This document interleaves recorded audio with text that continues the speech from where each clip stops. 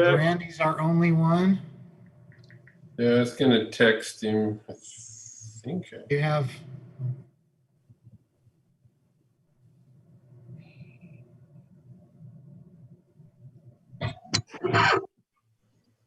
Can you see that? Nice.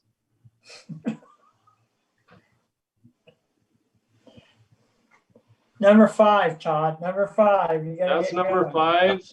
Number 5. Good thing Andy. we got our grandma's looks. Andy, your commercial looks good. Oh, well, thanks, Mayor.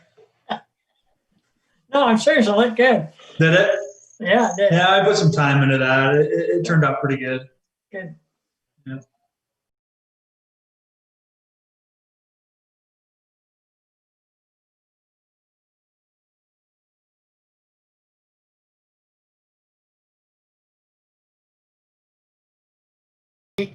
Oh, I guess, sir, Stephen first. Do you need to start the recording? I think you're all good to go. Okay. See you tomorrow. All right. Thank you. Thank you, everyone, for showing up. This is, month 6 of us doing these. So hopefully someday we'll get back into some live meetings. But I think according to everyone, did everyone get emails as far as the agenda and the note about the minutes?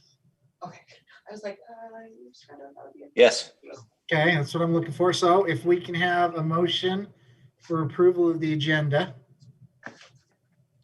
I'll go ahead and motion to approve the agenda. I'll go ahead and second that motion. I'll second. Todd and then Andy beat Mark out. So Todd first and Andy They did. second. So Mark, go ahead and start the vote. Aye. Hauser. Todd, Spriggs, aye. Andy, Palmer, aye. Dinsmore, aye. No, Mayor doesn't vote, right? Okay. Can't remember. It's been so long, I don't remember. All right, and we're going to put off the item number 2 on the minutes till the next month. So we have next new business. And I only can see half my agenda. So Rick, you've got A, and if you want to just go A, B, and C and turn over to everybody, Mike and Jake, when you're done with A. Yeah, first I'd like to just introduce some people.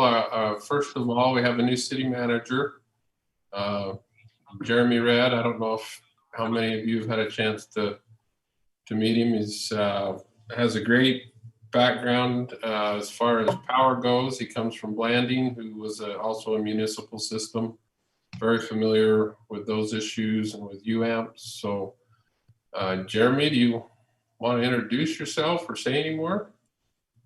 Well, hi, everybody. Like Rick said, I spent 5 years on the UAMPS board and 13 years with Blanding City. It's nice to get to at least see all of you. Hopefully someday we get to meet in person. But just wanted to thank you for your service on the board. I appreciate it anytime anybody will get involved and care enough about their city to put in the time and effort that you all put in. So thank you. And it's nice to get to at least see you, and I hope to get to meet you soon.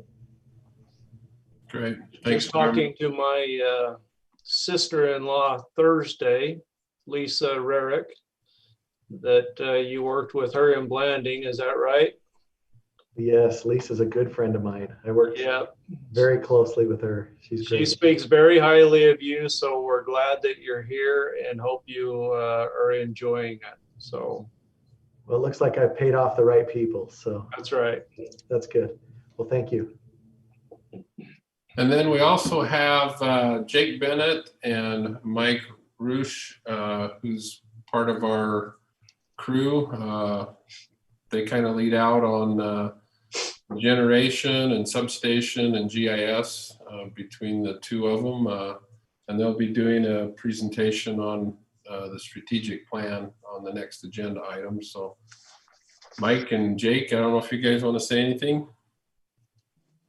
Yeah, sure. I mean, I guess it's nice to get to see a few of you, at least on the screen. I know a couple of you I've met, but It's nice to finally meet. I'm Jake, and I've been with the power department at Washington.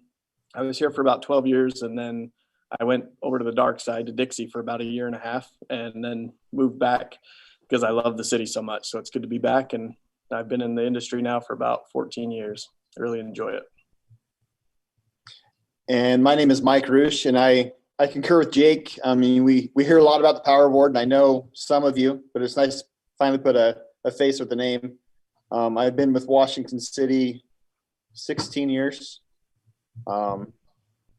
Really enjoying it, and look forward to the presentation to go over some stuff with you. Cool. I guess we'll jump into the first, or 3A there. Am I good to share screen, Steve? Yes, go ahead. Oh, now I gotta find out which one it was.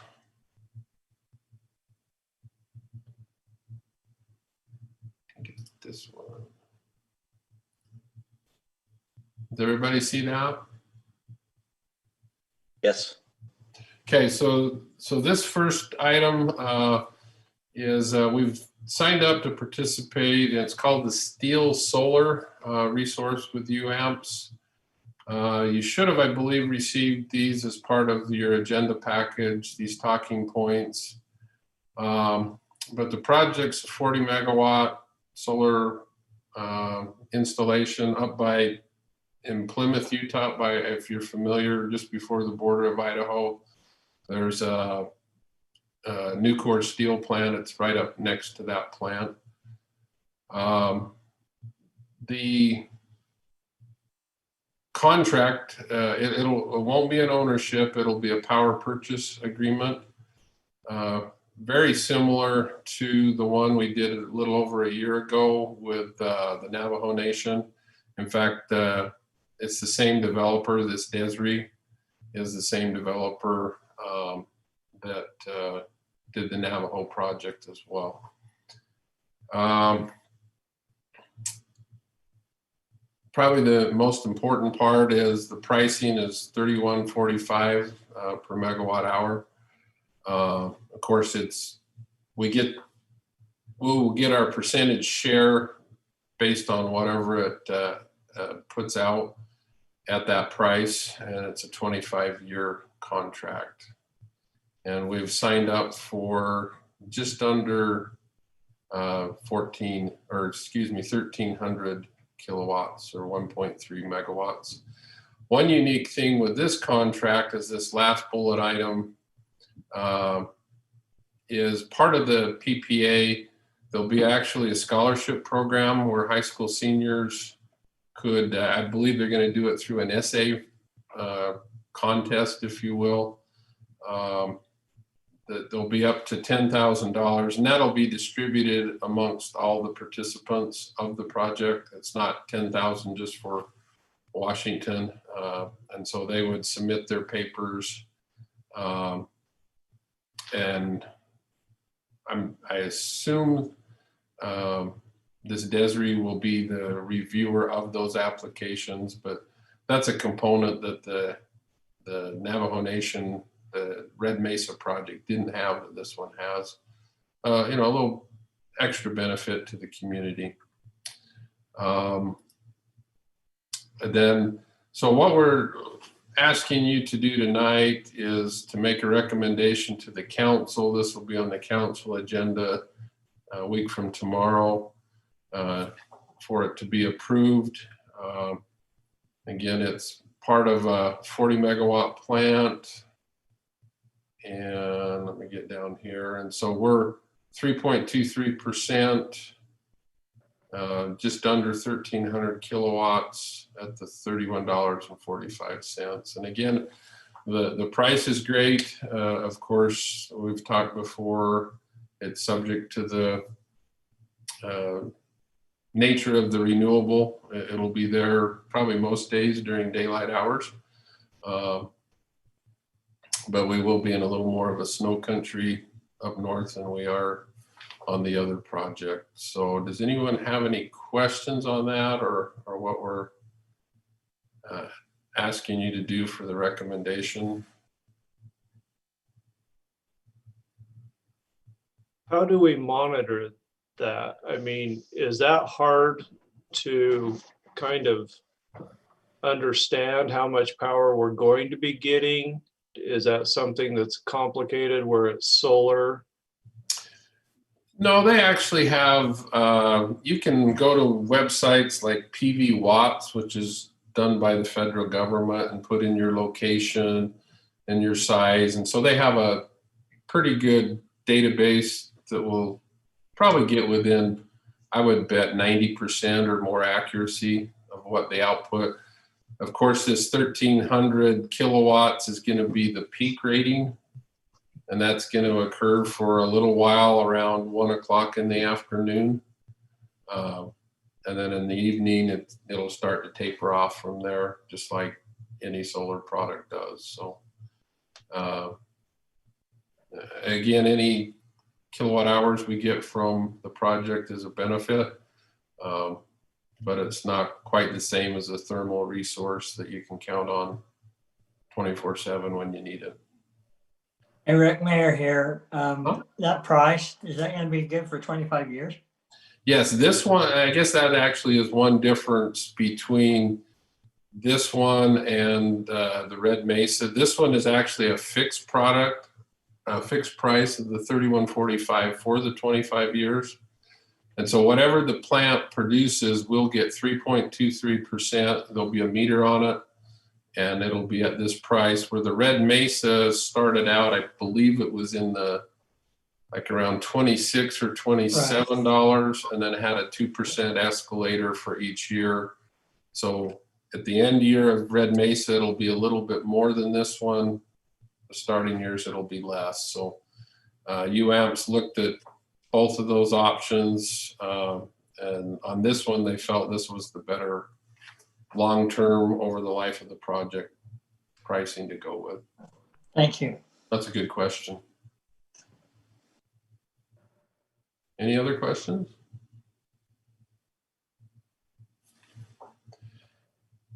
If not, we would look for a recommendation or a motion for a recommendation to the city council to approve this resolution to participate in this project formally.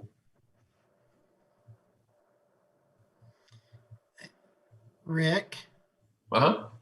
where this is the same developer, did he give a reason why they wanted the 25-year lock? Well, they gave UAMPS on both projects the option of a lower price with an escalator or a flat price over the duration. And in the one case, UAMPS did the, what's that financial, where you net present value kind of. They felt like the Red Mesa was better to have the escalator, and this one it was better to have the flat price. So.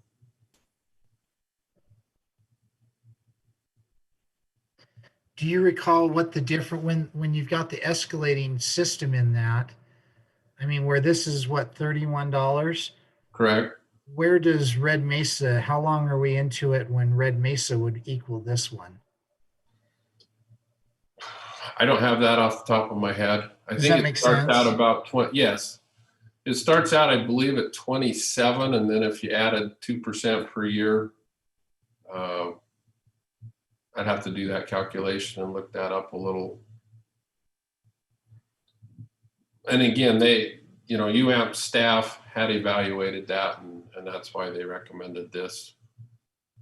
Of the two options, was the better overall for the term of the project. And unfortunately, individually, we can't pick and choose that. That's a decision that, UAMP's made.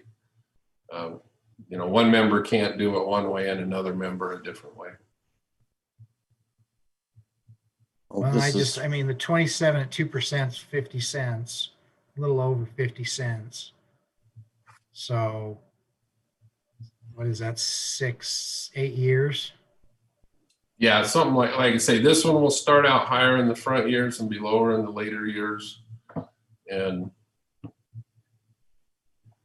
this will actually, and as future power prices go, And we'll see that here in another agenda item that it's expected to be much higher than the 31. So, especially in those later years, 25 out from here. I'll make a motion to forward this on to the city council.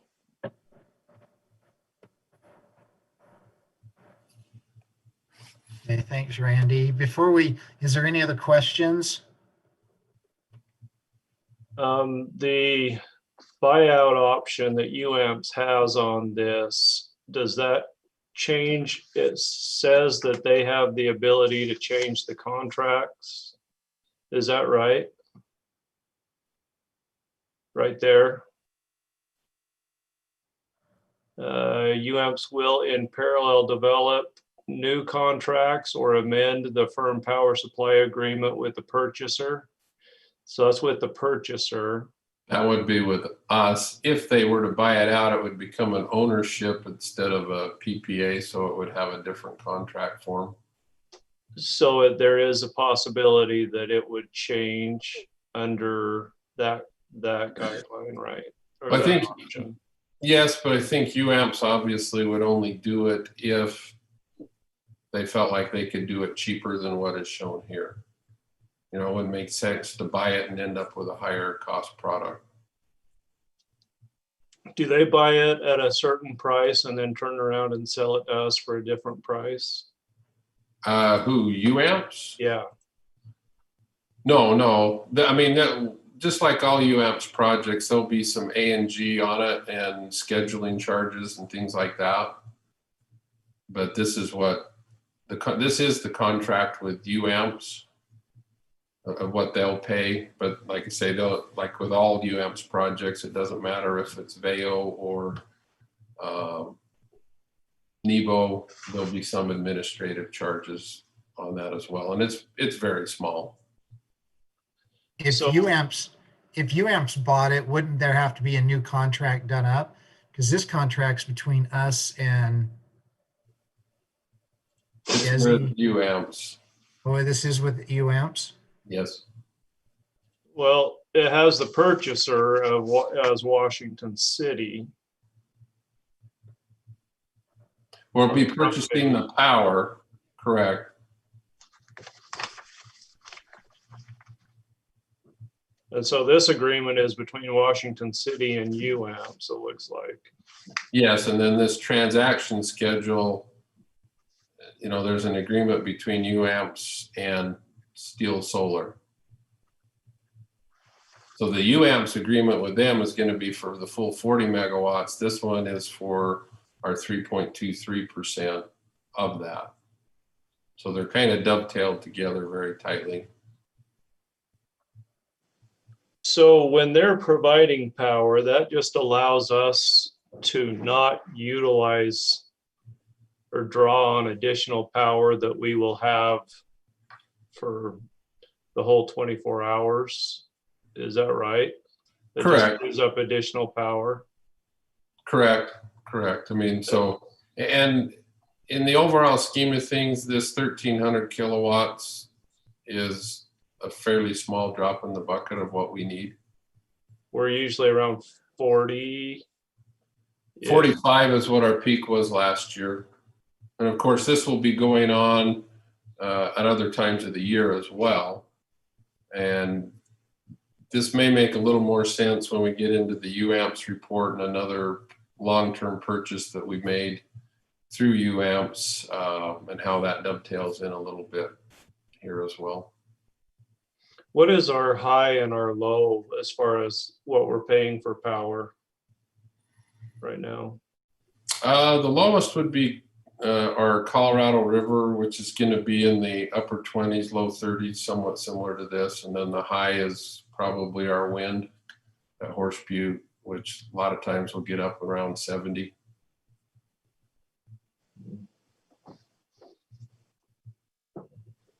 And depending on what we buy off the market, that can vary dramatically as well. It can be in the 20s, it can be in the hundreds. So Sounds like we just need to keep our keep a diverse portfolio of power coming into the city. Exactly. And This that's is what just this a is small intended part of to it. do. Yep.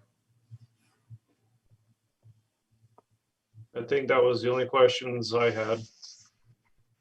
Okay. Is there any others?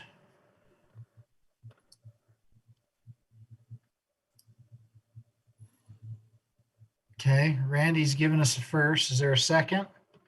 I'll second. Is it Mark? Yep. Randy's given us first, Mark's a second. Andy, why don't you start us off on a vote? Yeah, Palmer, aye. Todd, Spriggs, aye. Mark, Hauser, aye. Randy, Meyer, aye. and Dinsmore, aye. Thank you. Make just one little comment. Next time we make a motion, can we say what we're making the motion for? We can do that next time. Technical difficulties, but thank you.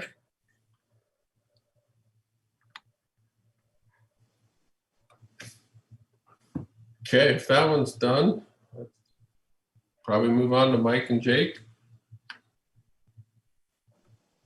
So I need to unshare, is that right, Steve?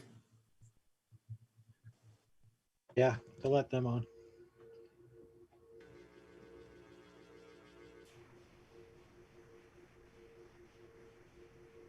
Sorry, guys.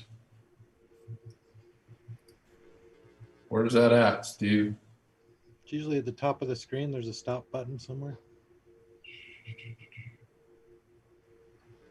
Why am I not seeing it? Ah, there we go. Okay.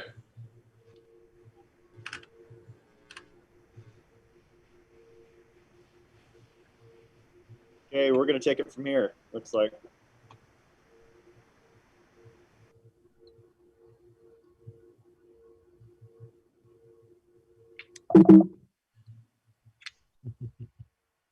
Okay.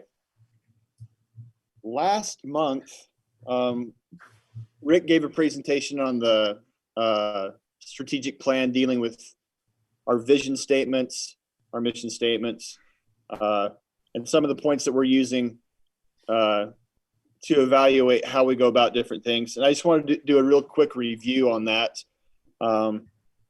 before we get into our actual strategies and such. Our mission statement is as follows. We are dedicated to provide safe, reliable, and cost-effective electric service to enhance the quality of life for our customers. And this is what we go by as we're about our day-to-day. This is what we try to accomplish. Just to give us some attention. Yeah. One quick comment on for everybody. These are, if you have any comments, suggestions, please feel free. This is a work in progress.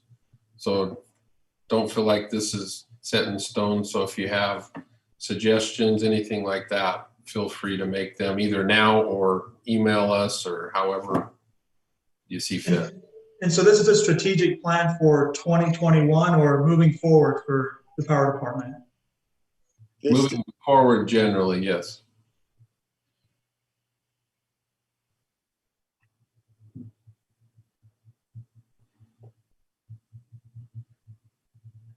Our vision statement is similar.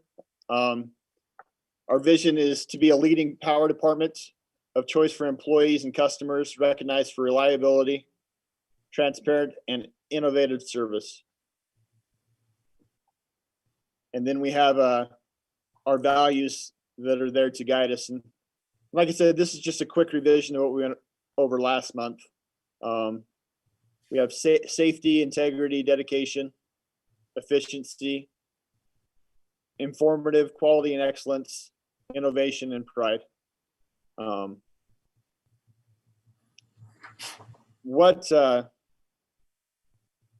They went over, after we set that up and everything like that, we had to develop our strengths and weaknesses of the department, what we felt like we're strong at, what we felt like we're weak at, and then any threats or opportunities that we have to move forward with our strategies and our goals.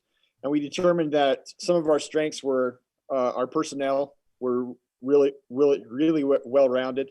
Our infrastructure is reliable for the most part. We're financially stable. We do have short-term and long-term planning in place. As we talked about today, we're trying to get a diverse wholesale resource mix to help that out. We're grateful for you guys and the city council. You've been very supportive, very helpful in understanding what we're trying to do and moving that agenda forward with the city council. So we really appreciate that. And then customer service and emergency response, we try to be on top of that as much as we can to help our customers understand what's going on and to fix problems that we have in an efficient manner. Some of the weaknesses that we have is our long-term dispatchable wholesale resources. Sometimes our resources come up for, we go off some of our resources contracts and we have to find different stuff, kind of like what we're doing now. Growth has been a factor that has been hard to keep up with for everybody. And then communication with customers. We seem to be with our customers, we seem to have a gap in understanding of where we got here. We have Dixie to the south, and our power rates are different, and there's some miscommunication on why that is, and we're trying to come up with a way to clear that up and to move forward with that. Some of the weaknesses and opportunities that we have, we want to improve our employee training.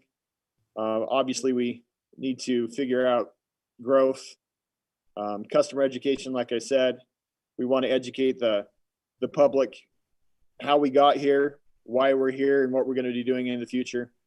We want to look at internal generation so we have a little bit more control over, if something goes wrong, we can generate or our exposure to market, and then include and update new technology into the power department. Stuff's coming along all the time, so we can take that and work that into the power department to be more innovative.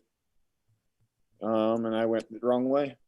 Some of the threats we're looking at is we could be looking at climate legislation requirements for generation, power generation. That's changing all the time. Challenges from outside parties to our resources. Like I talked about, our perceived image rate, our rate image, excuse me. Limited flexibility on costs and planning. Obviously, we know about the pandemic, possibly having extended leaves of absence, growth, and then loss of personnel and loss of experience are some of the threats that we have at this time. And this is stuff that we went over last month. Are there any questions? Do you have any questions on where we're going, our strengths, our weaknesses, opportunities that we have, threats, before we move on to the strategies portion of this? What was the internal generation? Is that generating power or us being able to generate power? Yeah, right now in our generation plant, we've got 3 generators. We can generate 6 megawatts of power here on site. And we're looking at the feasibility of having generation on maybe more than just peak. Right now we generate during the summers because demand is really high, and we want to limit our market exposure because that's when market prices fluctuate a lot due to demand. So we want to look at everything we can do to limit our market exposure, and generation is one of those things that we can do. Good question. Anything else? And one of the things that along those lines that I've asked Mike and Jake to help me with is we have that fixed asset out there of those 3 generators, are there other opportunities or ways that we can use them to make them more economical? Because right now, most of the year they sit because we don't need it like in the month of November, December. So, try to figure out ways to maximize that resource that, that we're paying for. Absolutely.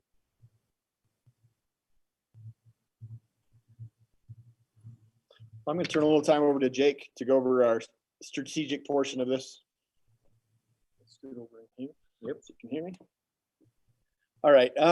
I guess first I just wanted to really emphasize, as we've gone through this process together with Rick, we want the Power Board to be aware that this document is more than just a document to us. It's something that we really believe can help us to move from a level we're at now, which is we feel like we're doing pretty well, but we really want to step it up. We want to have a better relationship with our customers. We want to be able to produce and be efficient the way that we feel like we can be. And so anyway, I just wanted to make sure that was apparent, that this document is going to be a roadmap for us to be able to reach even new heights that we haven't been able to yet. And it's going to be something we don't just shove in a filing cabinet and say, okay, that's done, check it off, let's move on to the next thing. Something we're going to refer back to a lot.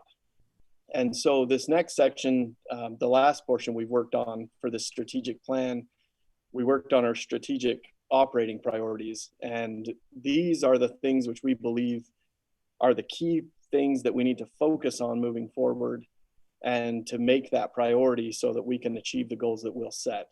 And you can see on the side there, these items have been chosen with the intent of advancing our mission vision statement. We wanted to make sure it's cohesive and moves together with that. In addition, they also address our strengths, weaknesses, opportunities, and threats.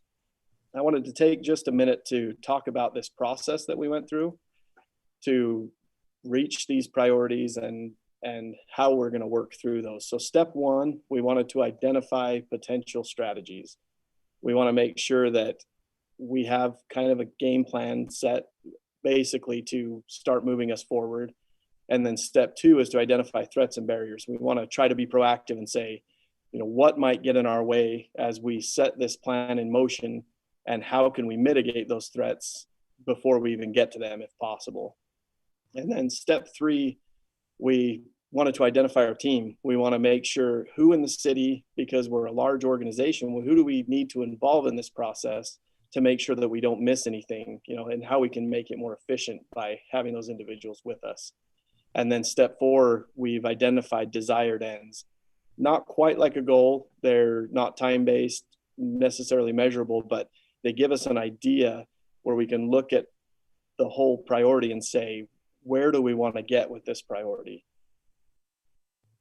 And at the top of the screen, you'll see, just because I'll reference this a little bit, what that is. We wanted to, as we made these strategic priorities, we wanted to be able to make sure as we made those that they linked really closely with our mission and our vision.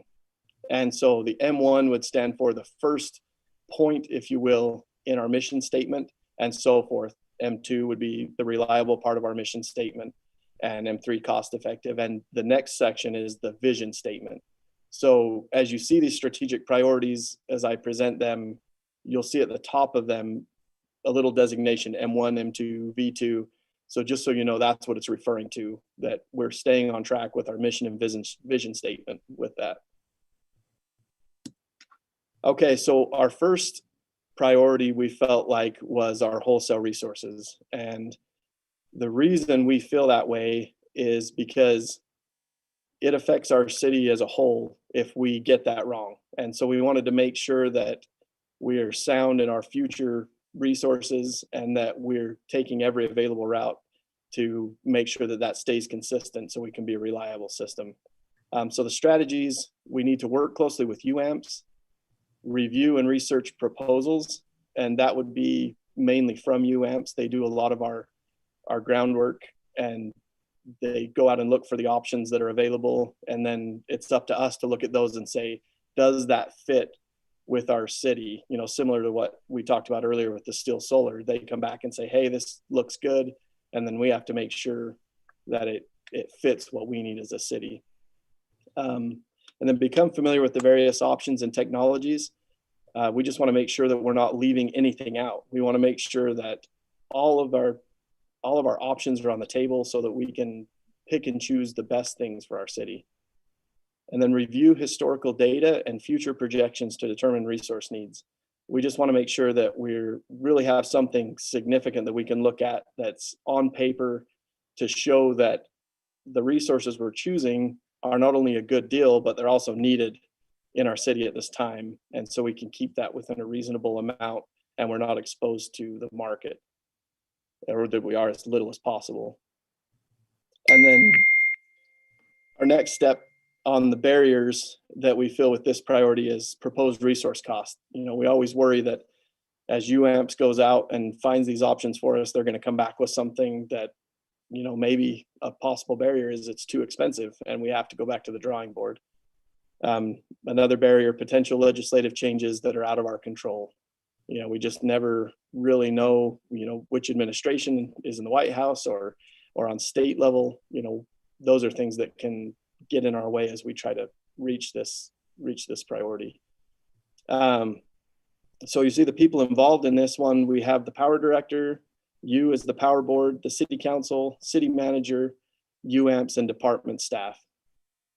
And the desired end for this priority would be secure necessary long-term wholesale resources at a reasonable cost. And we have it set up to ask questions at the end, but I feel like there's enough information that I kind of want to stop at each one. There are 5 of these priorities. So if there are any questions right now, I'd be more than happy to take them.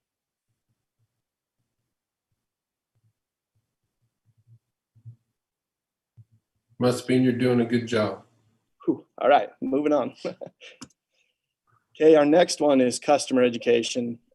This one is really important to us as well. As Mike alluded to, and as you're all well aware of, there's a stigma in the city, and they sometimes look at our rates, they look at the department, and it's been a history of questionable status, and that really affects us as employees, and we really want to change that. So the whole point of this priority is to make sure that we're getting the information out that's true and that we're doing our best to figure out what we can do better so that we can get rid of that stigma with the city and with our department and help people understand that we're really hardworking individuals and we're doing our best to keep costs down and do our part to be efficient and reliable. So strategies for that one, we'd like to utilize the newsletter and utilize a newsletter so that we can get information out and hopefully reach some people who are willing to read that and understand where we're coming from as a department. Another thing we'd like to do as a strategy is a customer survey where we'd work together with IT and our communications department to get the word out and really hear honestly from our customers and members of this community how we're doing, things that bug them, things that they think we could do better, things that they think we're doing well, and just to hopefully open that line of communication so we really know where they stand. Next is provide a history of how we got here, what is happening now, and what we are doing moving forward. Feel like it's another piece of the puzzle just to help people understand a myriad of things, where this municipality started and maybe why the rates are the way they are and what we're doing about that now and what we're going to do moving forward. Provide simple factual information and comparisons. We want to make sure it's very friendly and easy to understand so that everybody feels like we're being transparent and open with them. Educational presentations about public power at local schools. It's something that we've done for years. We want to continue doing it because we feel like it's a really good way for us as employees to connect with the community and especially the younger kids at schools and get them excited about public power. It's been a really good experience for us and we'd like to continue that. A couple of the barriers that we feel like we could run into getting to our target audience. When you're disseminating information like we'd like to, we always have the fear of losing it somewhere in the mix. We get it all put together really nice and then we go to send it out and we just can't reach the people we'd like to reach. So we want to we want to make sure we overcome that barrier. And then creating a friendly format, one that they're likely to receive and read or hear the information. The people involved in this priority would be the power director, you as a power board, city council, city manager, department staff, and as I said earlier, the city IS information systems and communication personnel. And then the desired end here, we really want to dispel misinformation by fostering trust through education and transparency. Any questions on that one? I think it's important that, again, that you reach the right people. I like the presentation at the schools, but ultimately it's the parents that are the ones that are complaining about the power. What about if we had some type of an annual event where we were able to get this out to the public and have an open forum where they could ask specific questions either to the power department or, I agree with you. I think getting this information out to them, because being a customer as well as being on the power board, I had no clue about what went into getting power to the city. And I always thought, well, Washington City is just high as far as their power costs are, and I never knew why. And I never knew the comparisons, honestly, between the different cities. And I think once people realize that, they realize, oh, we really are quite reasonable. Yeah. Anyway, I think that's going to be a struggle, and I think figuring out a way to do that is important. Yeah, and I'm glad you brought that up. And just to give you a little insight, the step we're working on currently is our goals. And actually, as part of that, we discussed today possibly utilizing our Washington City night as that could fit into that realm, like you're saying, as an annual event. If we can get that out to people and say, hey, we're going to be sharing a lot of information, please come out, ask your questions, and we'll answer them to the best of our ability. So thank you for that comment.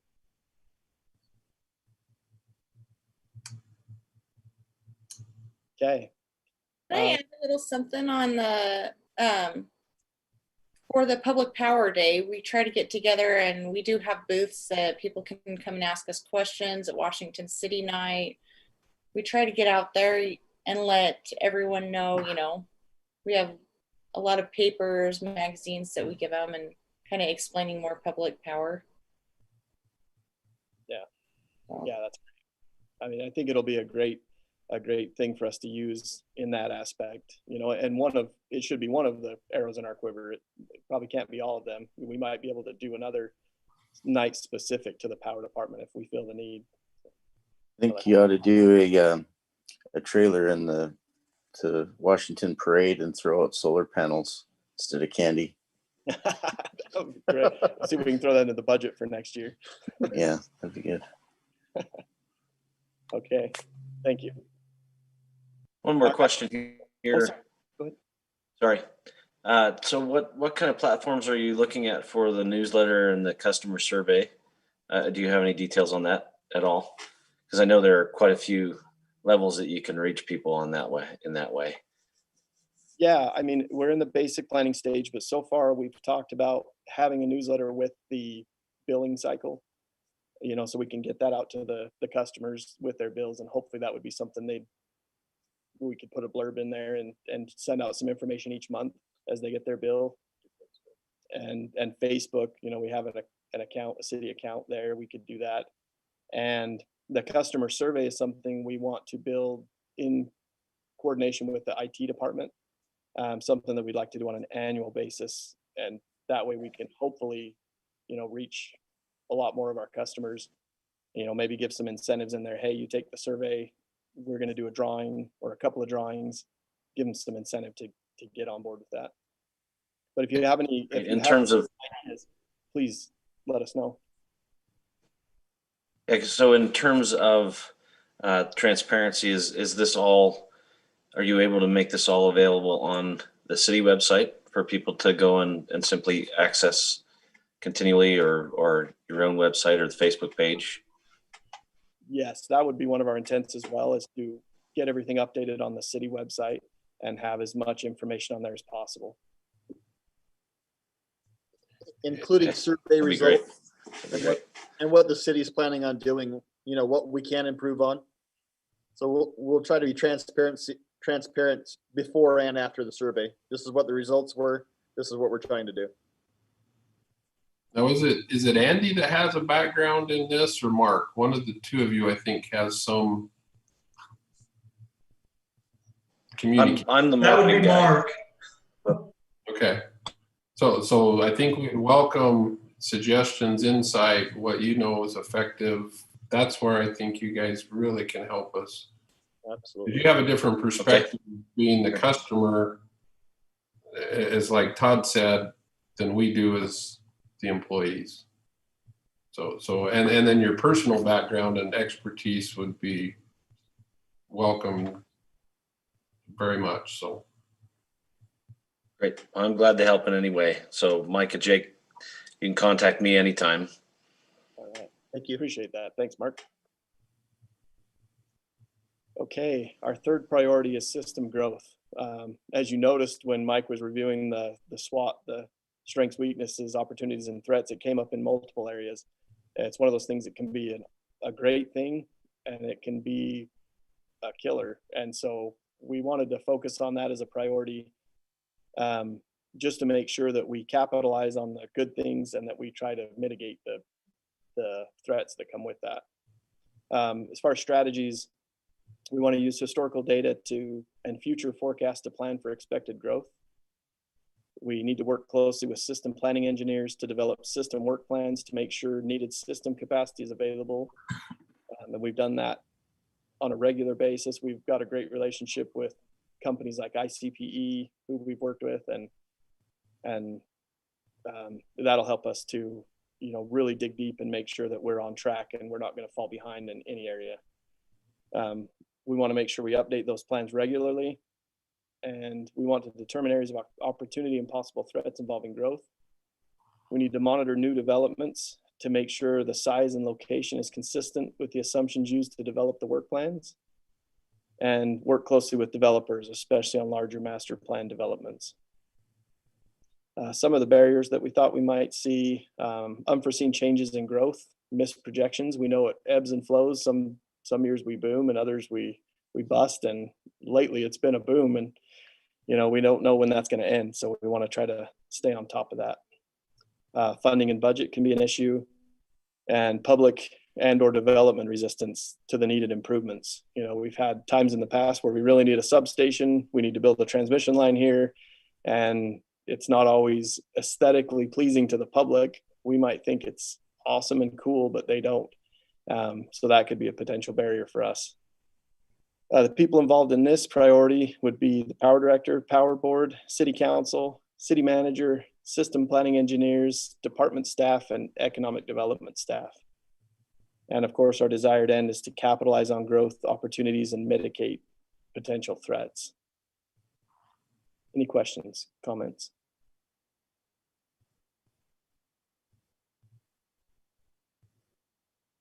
Okay. Number 4 is personnel. And I heard it mentioned earlier, you know, we've got a great crew, and I second that. And I feel strongly that the workforce that we have in place right now is second to none. I think we're very fortunate as a city to have the employees that we have. We've got a great relationship with each other, and everybody's so hardworking, and we don't want to see that change except for the better. You know, if we add employees or improve on our training, that's what we'd like to see. But so we made that a priority, and some of the strategies we'd like to use are plan for change in succession.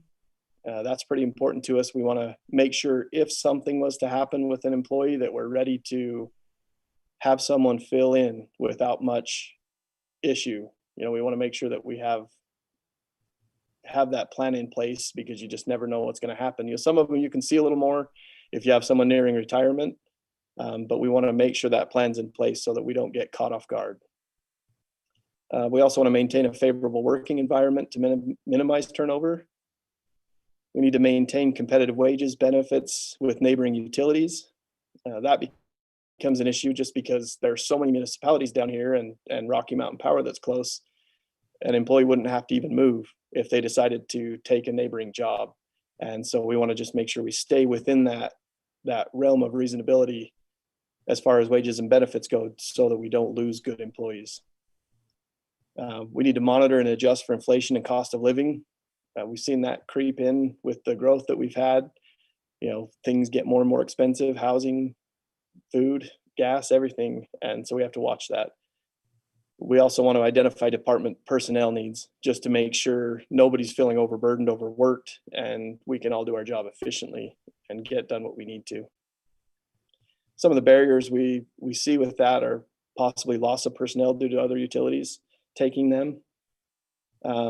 Poor communication between administration and employees. We want to make sure that stays open so that any concerns from the employees or the administration can be voiced in the proper way. Other barriers are budget. If we need to stay in step with everybody, we got to make sure the monies are there, and that depends on how things are going. Those involved with this priority would be the power director, the power board, city council, city manager, department staff, HR department, third-party agencies conducting studies. I'm sure you're probably all aware. If not, that's something HR does on a regular basis. They have an agency that goes out and kind of surveys and sees where other utilities are with wages and compensation, just to make sure we're staying close to that. And then our desired end would be to maintain a desirable and positive work culture. Any questions?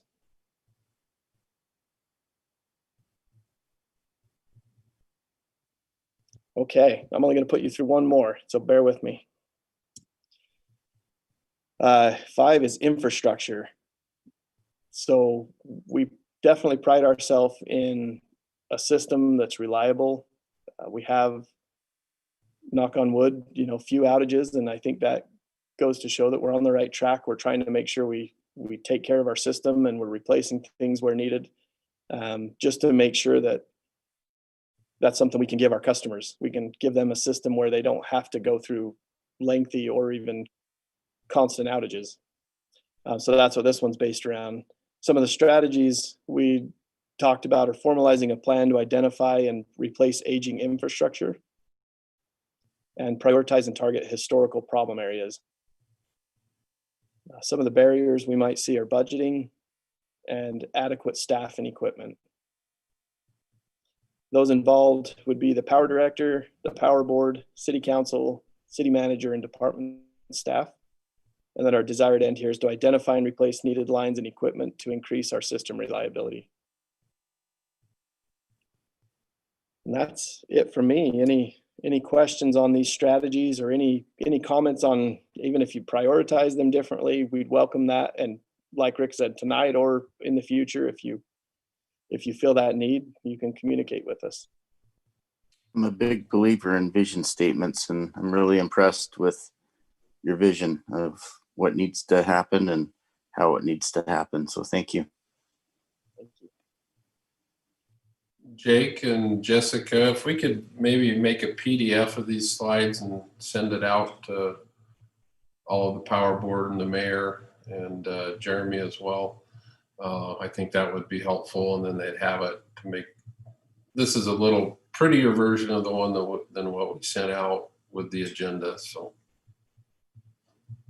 That's a really great start, guys. Good work. Thank you.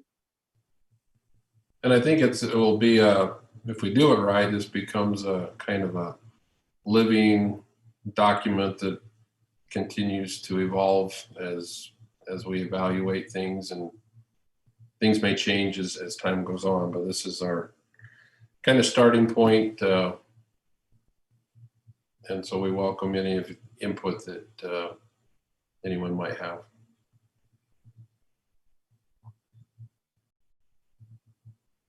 Okay, thank you guys.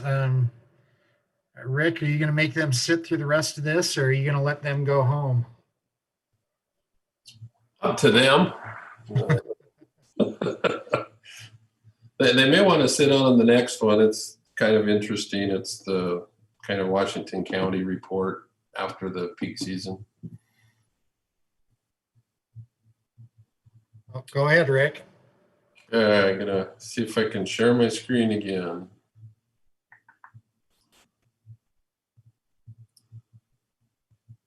Okay. So as Jake mentioned, there's a lot of utilities in Washington County.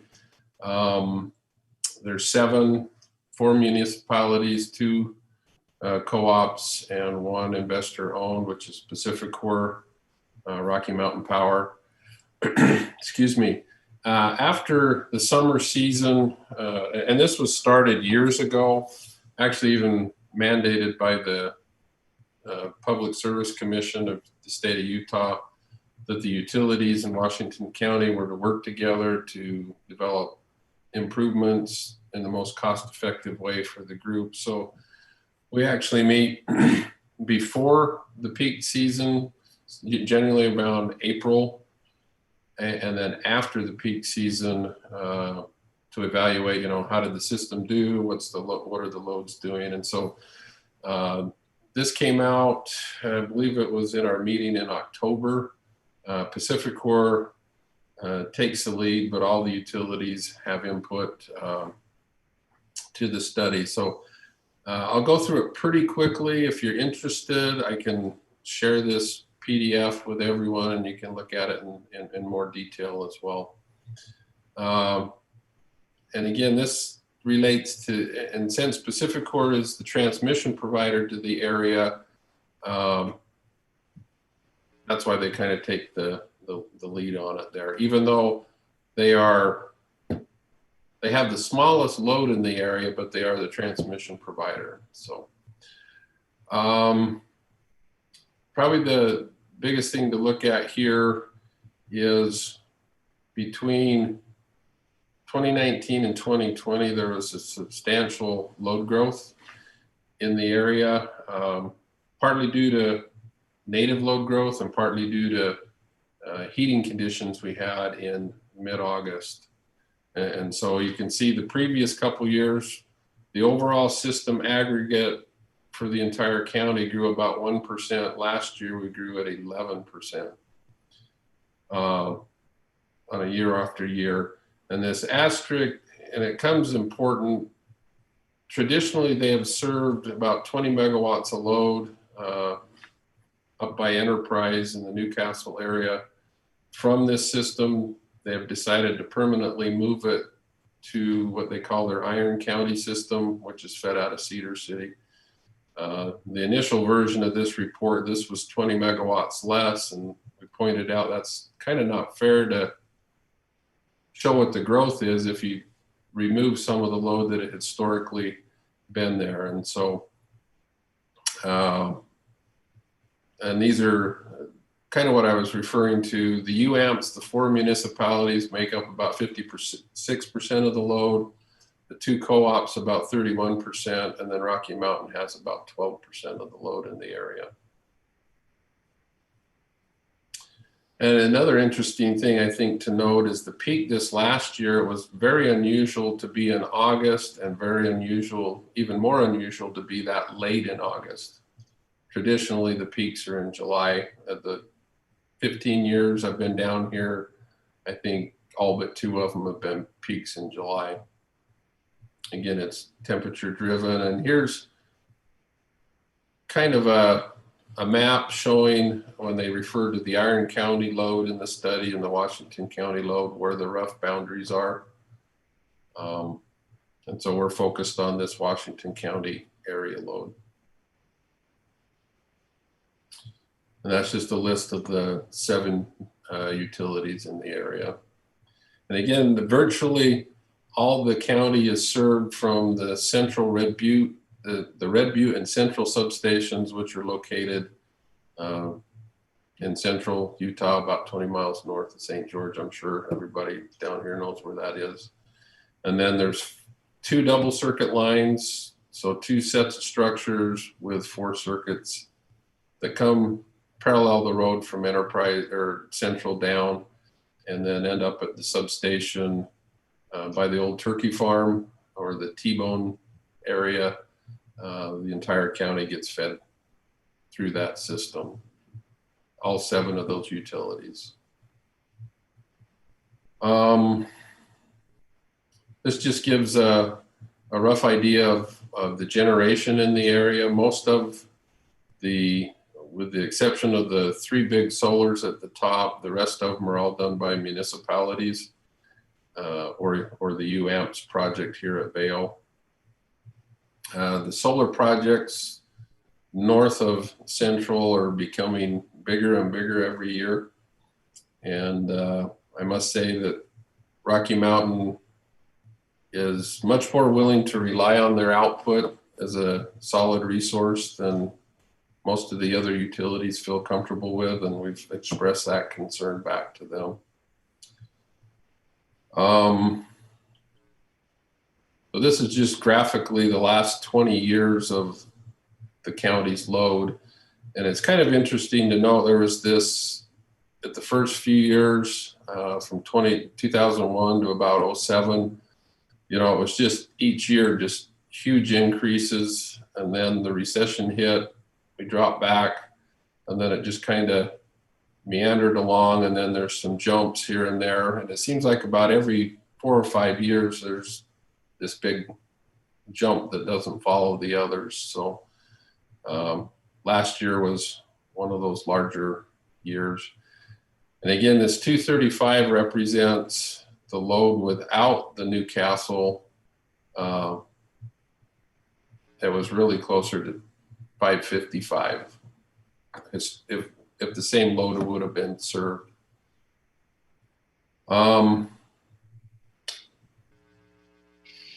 to think if there's anything probably not too important on there. The main thing that I wanted to point out here, and this 230 or 535, excuse me, represents, they call it the gross load, which would include all the generation. So the actual load served from the Red Butte and Central subs would be less than this by the amount of generation that was going on locally. And we'll see that here in a minute. So this is what the load in the area from June 1st to August 30th looked like on a profile basis, based on probably hourly data, with our peak here in late August. But you can notice June, which is almost unusually early, also had a pretty high spike as well. I think this one was like 533. So it wasn't that much different.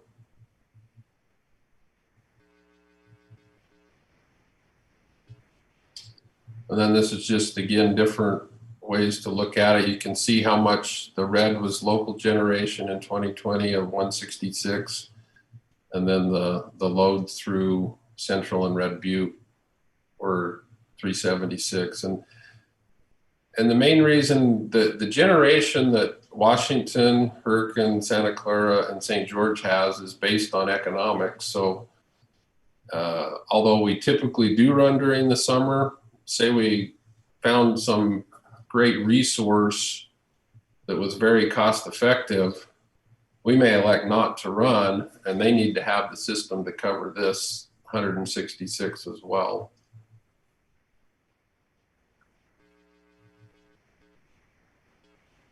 And right now, there's currently 3 transformers in those 2, in the Central and Red Butte substations. And so we plan for, if you have 3, if you lose the biggest one, how much load can you still serve? And that's what this red line of 560 represents.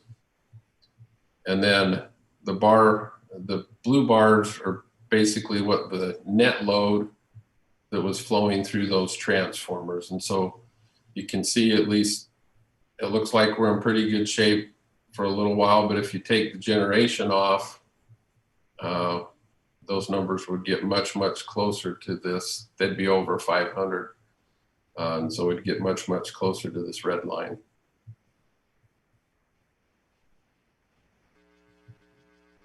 And then they looked at it a couple different ways, with and without different generation. With the, we'll talk a little bit more about this 8 p.m. solar, what that means to the system. This was their conclusion of the This last summer, the maximum temperature was 113 degrees on the peak day, which followed a 114 degree day. And usually the electrical peak occurs 1 to 2 to 3 days after. It's when you have those string of hot days that people, I think, just get tired of the heat and don't worry too much about what it's going to cost them at that point. So this should have said, I think it should be 35 consecutive days over 100 degrees, not 200. And I don't think we're above 100 for 9 months. So, and again, I'll send this out as well, and then you guys can take a little deeper dive into it. But this just gives you an idea on the cooling days that's happened. And there's a sheet or a page at the end of the report that shows how that's calculated. It's basically the deviation from 65 degrees. So if the average temperature is above 65, they give it a degree day and how many degrees it's off of that 65. So it just gives you an idea of how intense the heat is at different times. And, if the heat of 2007 hit now, it'd be very interesting to see what the loads would do. I think they would kind of skyrocket. And I'll try to blow this up just a little bit. So this is they call it a load duration curve. And this top line has kind of the yellow highlight around it. You can see we had the highest number of hours over 100 degree over the last, 13 years. And then it comes down. So that just tells you we had a really hot summer. And you probably already knew that if you went outside much. So, and again, this is just different looks that they take at it, when the extreme heat above 110 happens. 2017 actually had some of the highest number of hours above 110. But you can see the 113, 114, the number of years we hit that starts to drop off quite a bit. But this kind of pink bar, you can see that we're pretty up there with most of the years of one of the higher years that we had this last summer. Does that make sense? Questions?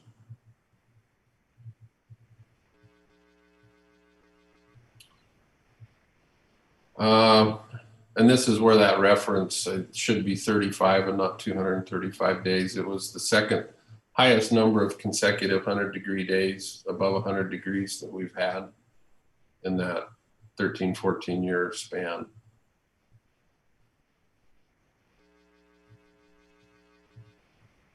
And this is kind of interesting. And so this is kind of trying to show what's going on at those transformers north of, up by Central.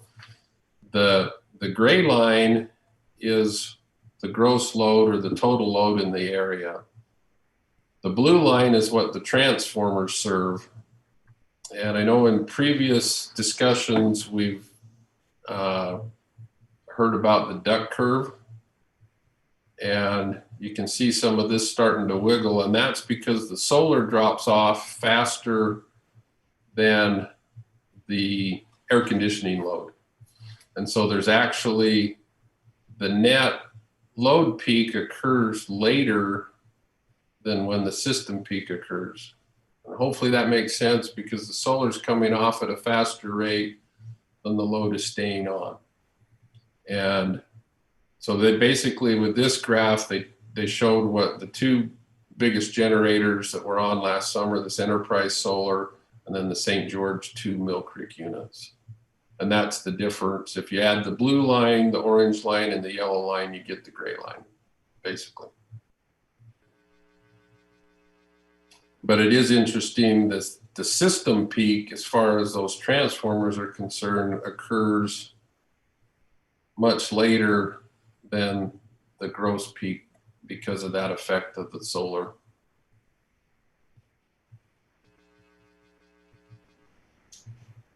Again, this is just a different breakdown of what the forecasts are going forward. Each year, UAMPS, Deseret, which is the REAs, have to submit load projections to Rocky Mountain so they can plan accordingly. And I suspect some of these numbers, these were based on pre-summer 2020 projections. And so I would suspect most of these would go up some based on this last summer. Excuse me. And so they're predicting, go back down just a little bit. You know, this last year we hit 525, then 535. And again, this is very difficult. We run into the same challenges with our own system. We grew over 12% from the previous year, and it's just so contingent on what the weather does to us. And at the same time, we've got, you know, in our case, we only had one of the apartment buildings by Telegraph and Washington Parkway on during this last summer. So next year, we're going to have most, if not all of those apartments, the Ovation, assisted living online. So we have a lot of growth still coming our way.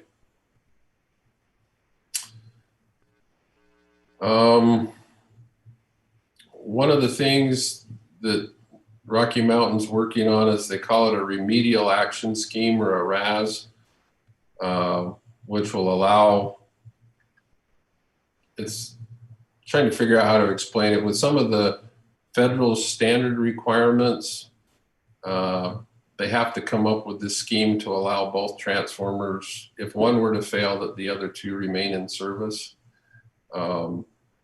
It sounds intuitive that that would be the case, but the way the standards are written, they want to be able to survive the next problem, which would mean we'd have to shed load down to 280 megawatts, which wouldn't work. So they're working on this scheme that allows them to protect the equipment, but still keep them both in service in case we lose one of the three transformers.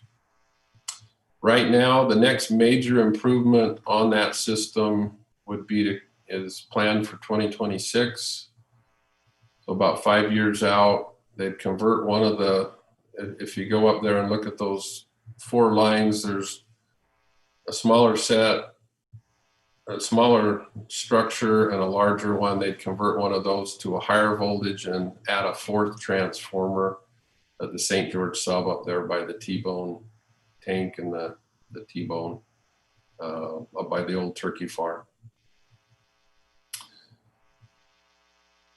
So it's no surprise their conclusion was it was a hot summer, which caused, you know, a lot of the load increase. Besides, you know, we are all experiencing significant physical growth as well.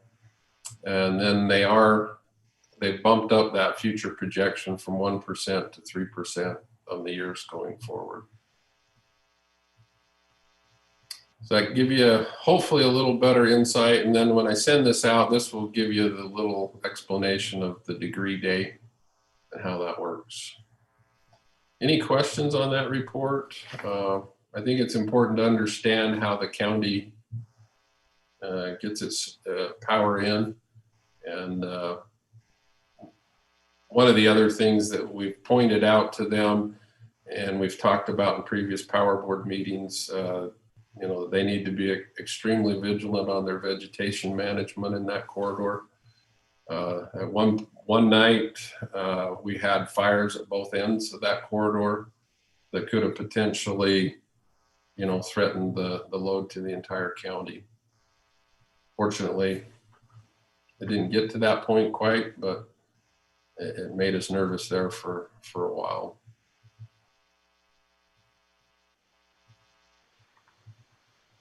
Comments, questions? Okay.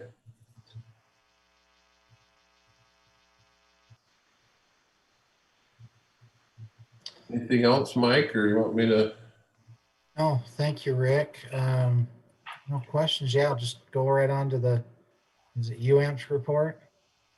We'll do the kind of the general department report first.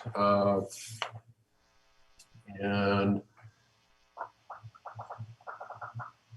again, like we've already introduced, we've got our new city manager, and we very much welcome Jeremy and his background.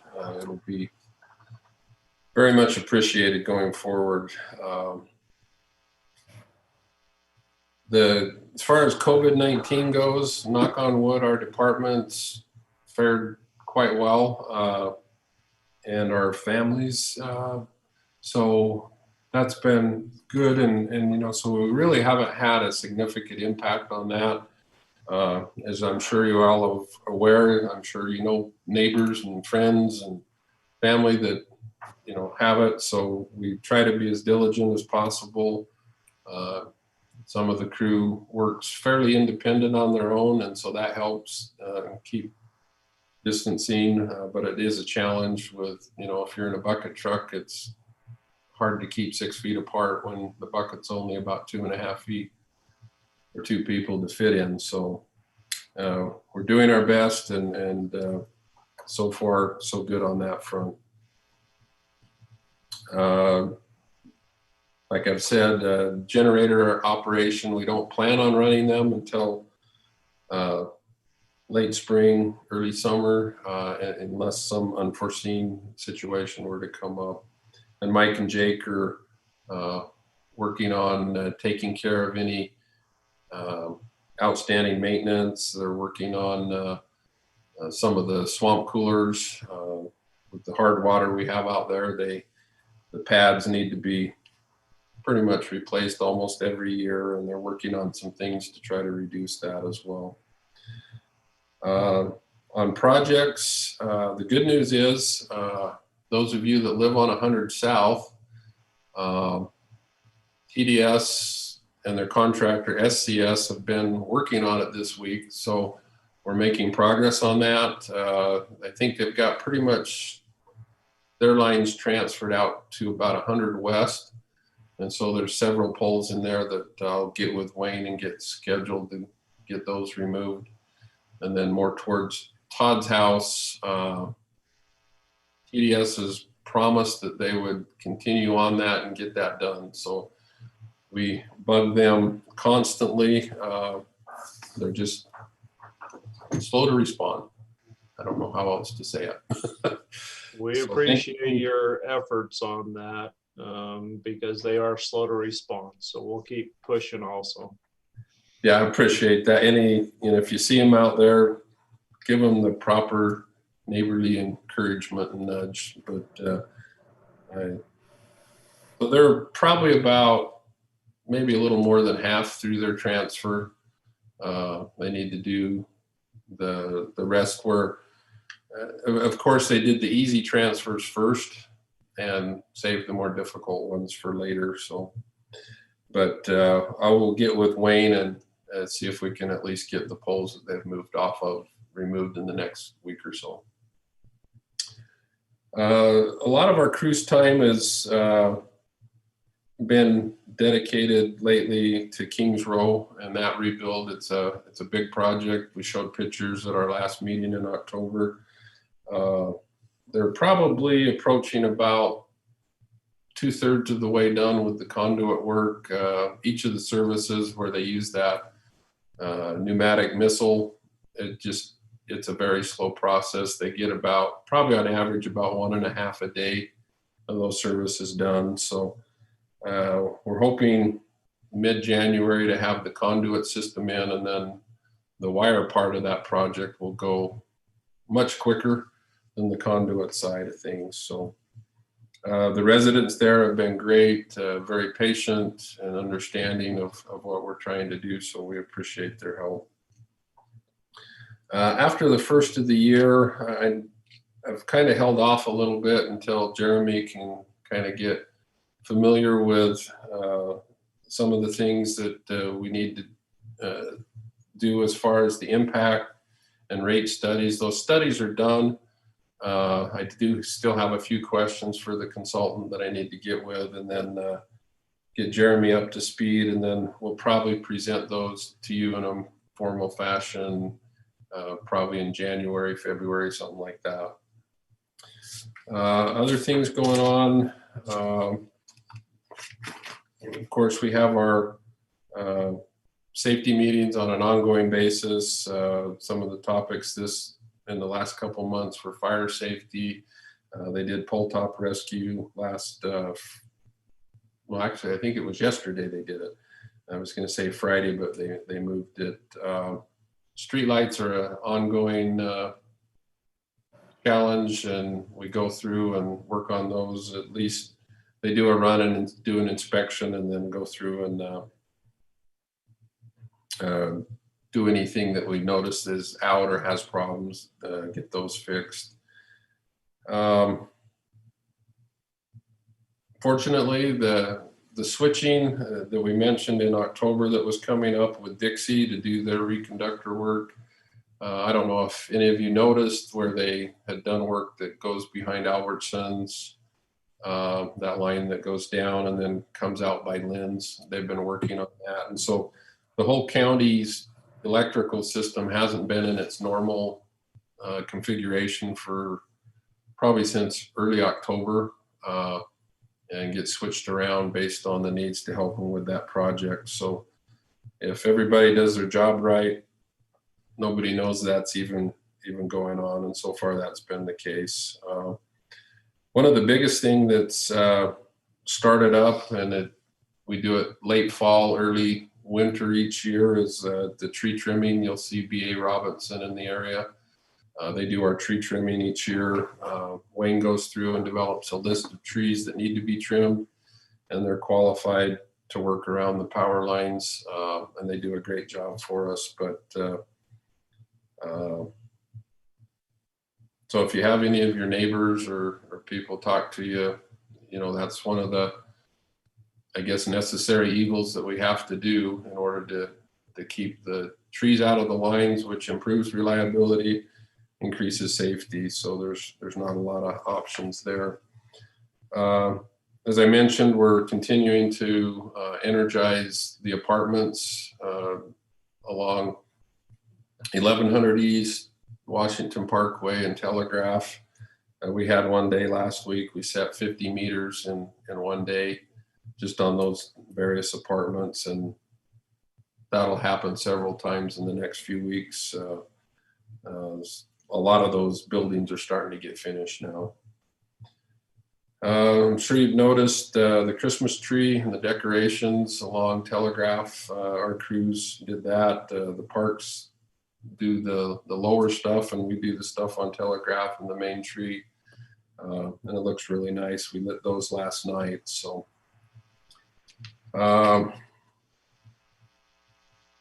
outage wise, we've just had a couple small outages with some blown fuses and had some connectors in Kings Row. Unfortunately, wasn't in the area that we're rebuilding. It was in the second phase that failed, and we had to replace those. But overall, we've had a pretty good run as far as no major outages or problems. Any questions on the system in general, or is there any feedback that you hear from people that we need to be aware of?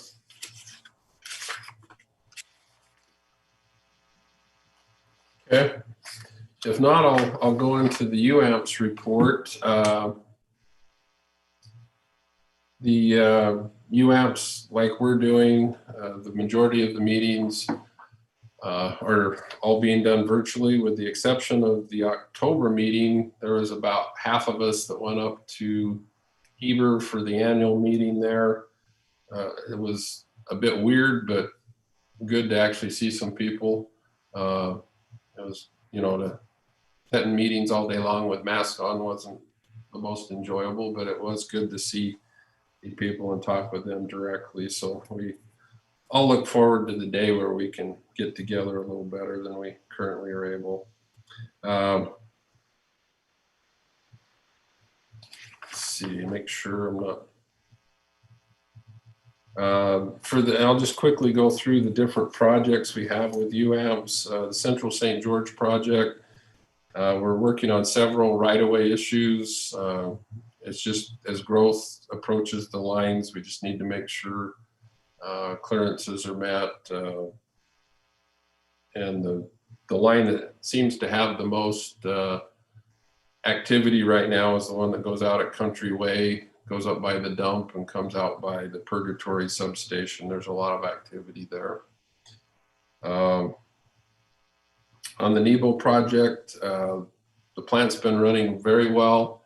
Power prices have been pretty cheap. So as far as it running, it's kind of a hit and miss, and they evaluate that on a daily basis of whether it makes economic sense to run the Nebo plant or to just buy power from the market. Last week, I think it only ran one day, but it is scheduled to run tomorrow. The Vail project's been doing really well. The capacity factor was over 80%, which is really good for that. It again is contingent on what Kern River does with their compression on their gas. The government and public affairs, Mike Squires keeps a real close eye on that. And, with the election results, he monitors that. Right now, one of the things that he's really keeping an eye on is which way the Senate goes. If it goes Republican or Democrat, that may have an effect on the amount of climate legislation that could come through. I think President-elect Biden will be fairly aggressive with that, but depending on how the Senate plays out, and I think it's Georgia that has their two seats that will do a runoff. Will depend on how much influence that can have, or if there's if they'll have something that could potentially hinder their agenda if the Senate stays in Republican hands. But we're just keeping an eye on that and what impacts that could be for us.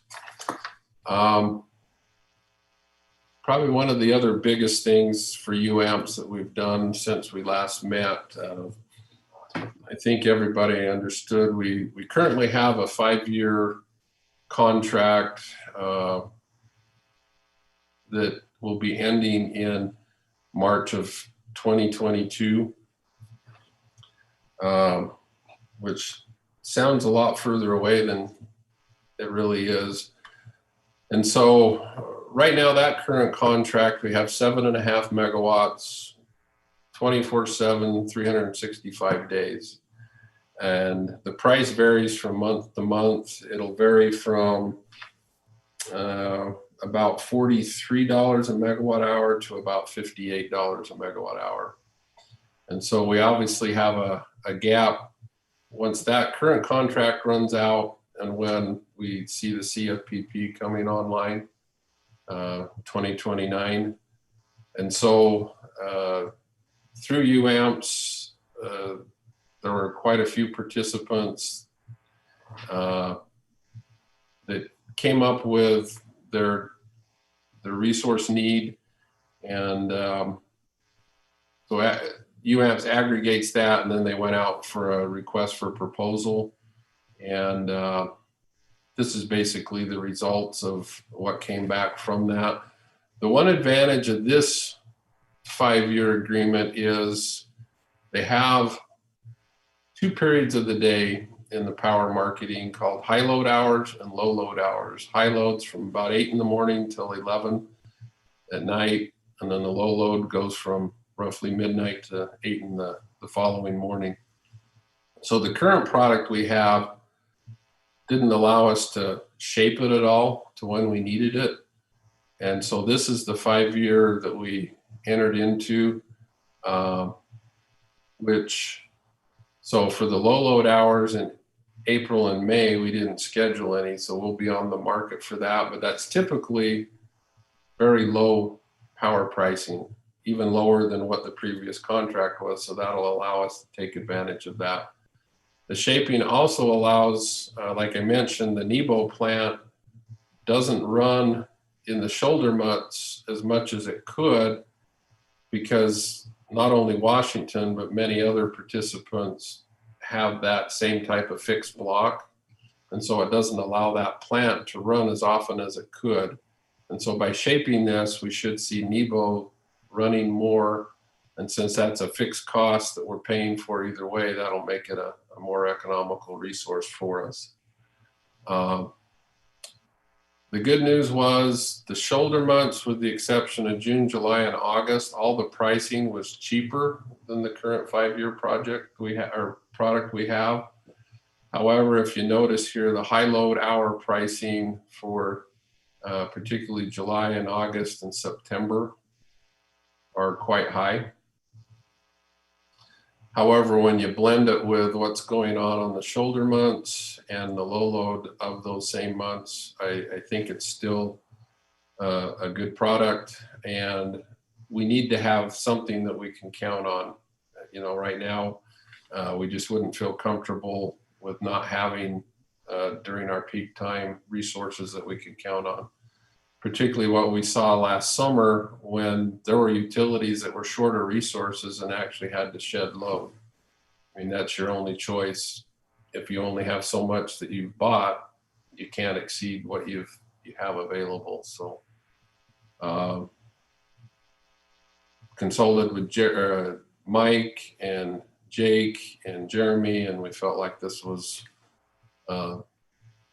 best of what's available. I think some of these early year pricing was affected by this last summer. You can see in the years after 2022, it actually drops for a couple years and then settles in the mid 80s for those high load hours in July and August. So that's probably the biggest thing that has happened since October, you know, with UAMPS. And I should note, this doesn't solve all of our resource issues or problems. I think we need to keep an ongoing eye. There may be even additional summer purchases required to meet those needs in those years. But I think this was a good starting point for us. And of course, when the CFPP comes on, that'll have a different look than what these do.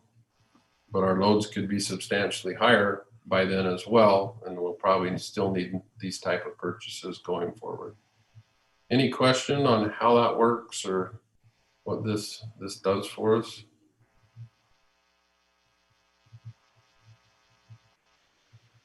Anything you wanted to add, Jeremy? Are you still there? Got to get you involved somehow. No, I'm still here. Yeah, I agree with Rick. These are good purchases, and they'll help us smooth things out. They looked a lot worse when the numbers first came out, and they actually came out a lot better than we first anticipated. So I think we'll be glad to have them. Yeah, that's true. The numbers that were 96, I think were 115 when we were first going into this, and they were able to get it down. So I was pleasantly surprised when the final numbers came out. So that was a good thing. The pool project, one of the other, there's a plant down in New Mexico called the San Juan plant, and there's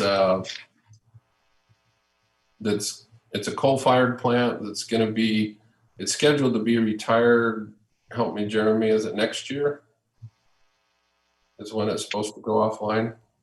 Yeah, 2022, 2023, I think. But there's an outfit called Enchant that wants to buy the plant and do a carbon capture to address some of the pollution issues with coal.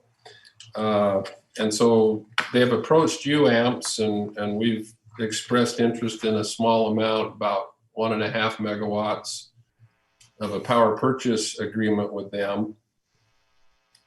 It's still not clear of whether or not they'll be successful in buying that.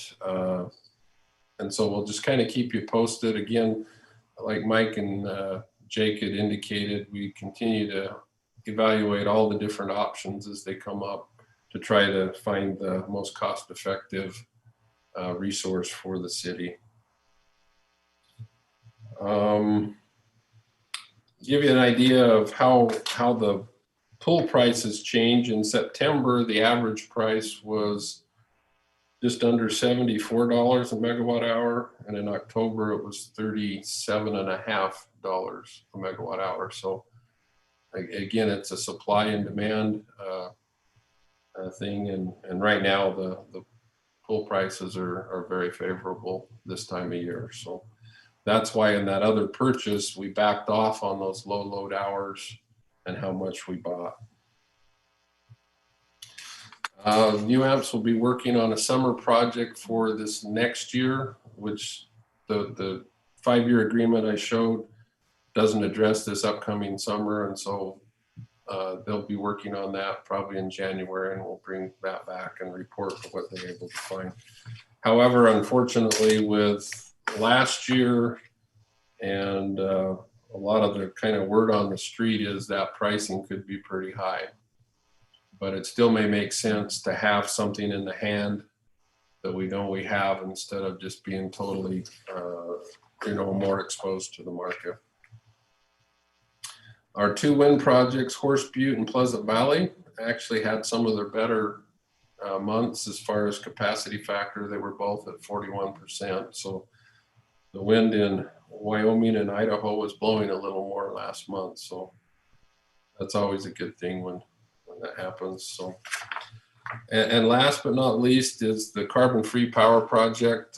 Just a quick report on that.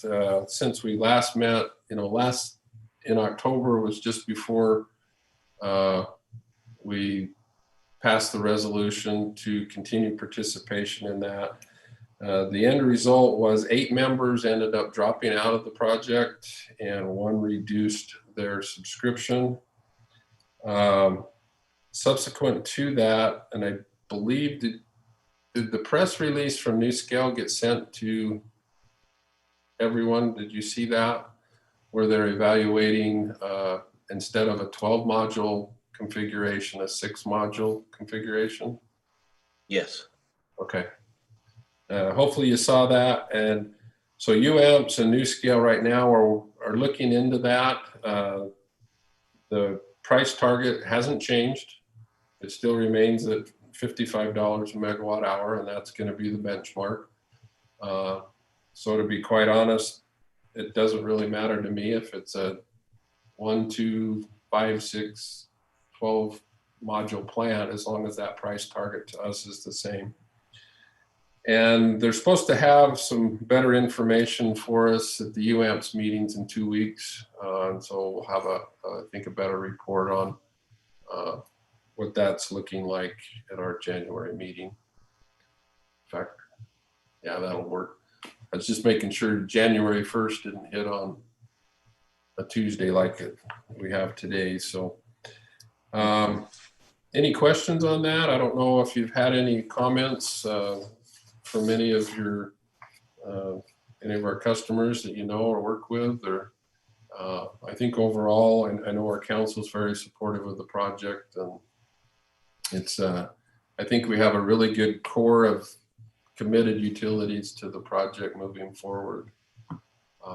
And UAMPS is working diligently, and they feel like they can get a couple more additional subscribers in hopefully within 60 to 90 days.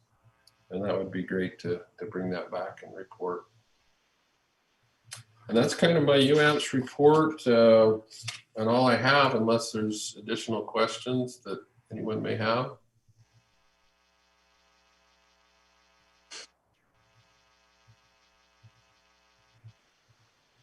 Thanks, Rick. That was great. Hopefully it wasn't too long. No additional questions or anything? I don't. And no Okay. questions here. Are there any other items we need to discuss tonight? So just real quick, we'll send those on the strategic plan, the slides. And again, look at those when you can. Comments, suggestions would be very welcome. Okay, yeah, if you'll send those to us. Then is our next meeting January 5th? Is that what it is? Yep, that's what it looks like. So there shouldn't be any conflicts with the New Year's on that one. So All righty. Well, if we have can have a motion to adjourn. I'll go ahead and make the motion to adjourn. I'll second that motion. Todd's the first and Mark's the second. So Randy, if you want to start. Meyer, aye. Andy?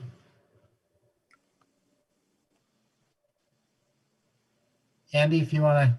Palmer, aye. Mark? Hauser, aye. Todd? Briggs, aye. Palmer, aye. Dinsmore, aye. Okay. Thank you all for taking time tonight. Nice to meet you, Jeremy, and hope to meet you in person here soon. Thank you all. Appreciate it. Thanks, Jessica. Thank you. Oh, and by the way, next month's meeting will be Jessica's last meeting for us. She's getting married. Yes.